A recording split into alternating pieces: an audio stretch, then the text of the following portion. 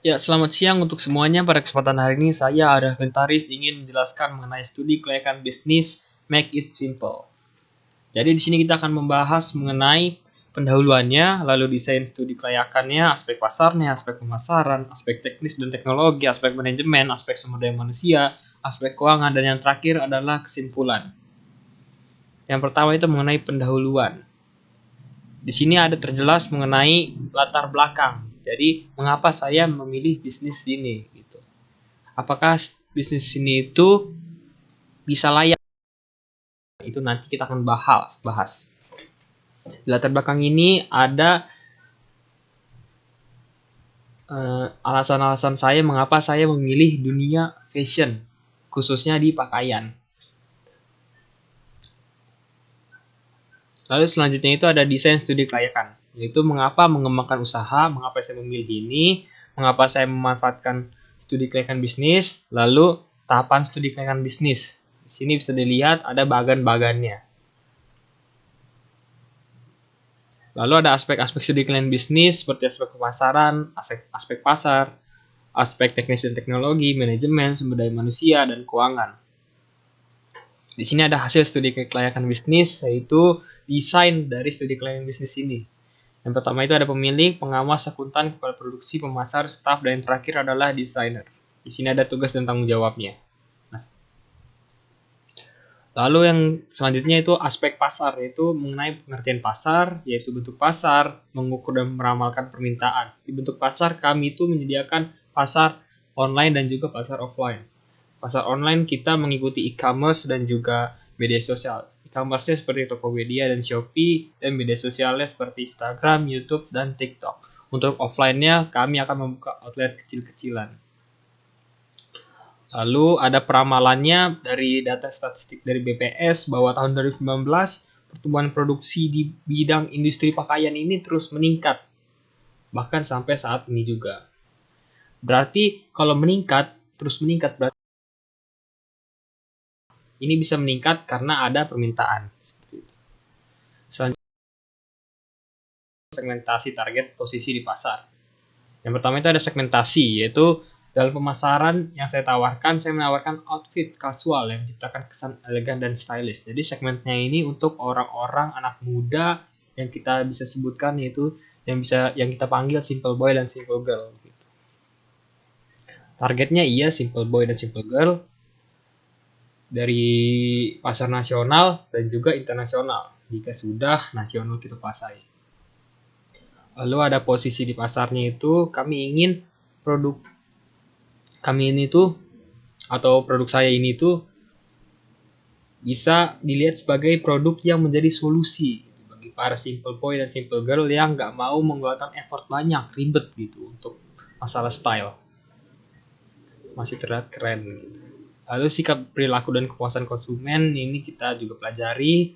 Lalu ada manajemen pemasarannya melalui e-commerce tadi dan juga media sosial. Lalu ada implikasinya pada studi kelayakan bisnis. Hubungannya dengan studi kelayakan bisnis dengan bisnis yang ingin saya jalankan ini. Lalu ada aspek teknis dan teknologi, yaitu ada masalah manajemen operasional. Di manajemen operasional ini tuh kami masih menggunakan teknologi yang sederhana. Gitu. Mesin-mesinnya juga nggak langsung banyak, kami mulainya dari bawah. Seperti itu. Jadi perkiraan mesin sablon ya 1-2 seperti itu. Lain-lainnya. Dan untuk masalah bajunya itu, bahan-bahannya itu kami mencari supplier yang terbaik. Lalu ada implikasi pada studi keuangan bisnis. Lalu selanjutnya itu aspek manajemen, yaitu perencanaan, pengorganisasian. Di sini ada cara kita untuk mengelola atau membutuhkan gitu, mengatur personil atau kerjanya gitu. Jadi kita membutuhkan 9 orang lah jumlahnya, ini bisa dilihat sendiri.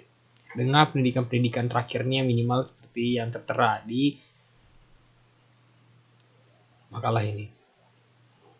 Selanjutnya ada pengendaliannya, di sini ada tanggung jawabnya, apa yang harus dilakukan, dan tugas-tugasnya, ini jelas. Lalu implikasi pada studi kelayakan bisnis sama seperti aspek-aspek sebelumnya, ini selalu ada. Lalu selanjutnya itu ada aspek sumber daya manusia. Di sini kita mengatur dan mengelola sumber manusianya, pekerjanya, siapa yang menggerakkan usaha ini. Di sini kita juga ada contoh cara menganalisisnya, cara merekrutnya, bagaimana cara make it simple ini mempekerjakan seseorang, gimana caranya, seperti ini ada. Lalu selanjutnya itu aspek keuangan. Dari sini kita bisa lihat bahwa biaya tetap dan biaya variabelnya itu nggak terlalu banyak dan nggak terlalu rumit untuk memulai sebuah usaha ini. Jumlah keseluruhnya ada 28.900.000. Kita bisa masuk ke jadi pendapatan kotor per harinya itu 5 juta dengan perhitungan 100 produk terjual dalam sehari dengan kisaran harga satuannya itu 50.000 gitu kisarannya. Lalu kalau harga kotornya sehari itu 5 juta, maka kotor per bulannya itu 150 juta dan berlanjut ke pertahunan yaitu 1,8 miliar. Ini adalah proyeksi biaya per tahun. Biaya selain dari biaya variabel dan biaya tetap seperti pembelian buku nota, gaji karyawan, biaya listrik, biaya telepon dan biaya air, sewa tanah dan bangunan. Ini adalah hanya perkiraan dan prediksi. Jumlah pengeluarannya per tahunnya 567 juta. Kalau kita lihat proyeksi rugi atau labanya, tentu ini menghasilkan laba. Mengapa? Karena kita bisa lihat pendapatannya tadi itu 1,8 miliar. Sedangkan pengeluarannya itu lebih kecil, yaitu 560 juta 400 ribu rupiah. Bisa kita lihat laba yang bisa diperoleh dalam setahun itu 1,2 miliar. Atau lebih tepatnya 1 miliar 232 juta 600 ribu rupiah. Kesimpulannya adalah usaha Make It Simple ini tentu masih layak. Mengapa? Karena usaha ini itu bisa menjalankan bisnis.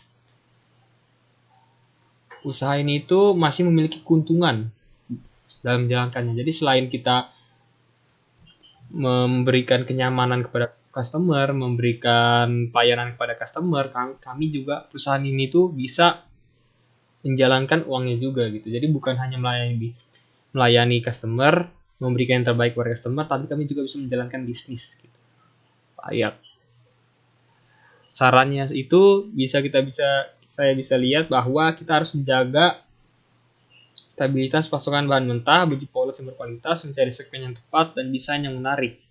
Intinya adalah kualitas baju polosnya itu, desain yang menarik, dan juga strategi dari marketingnya. Itu adalah hal-hal yang paling penting dalam bisnis Make It Simple ini.